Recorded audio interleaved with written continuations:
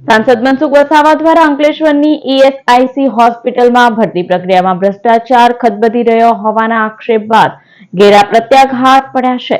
ESIC દ્વારા તપાસ સમિતિની રચના કરવામાં આવી છે।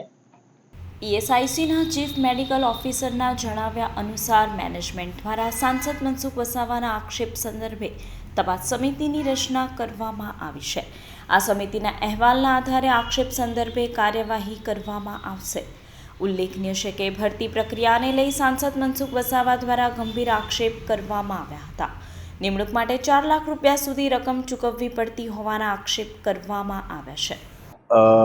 एमपी साहब ने अलग अलग सोशल मीडिया में जो स्टेटमेंट दिया है कि ईएसआई अस्पताल के कॉन्ट्रैक्ट रिन्यूअल में कॉन्ट्रैक्टर स्टाफ रिक्रूटमेंट के टाइम पैसे ले रहे हैं, उसके बारे में अब पता चला।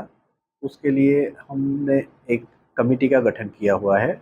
उस कमेटी के रिपोर्ट के आधार पे आगे की कार्यवाही की जाएगी।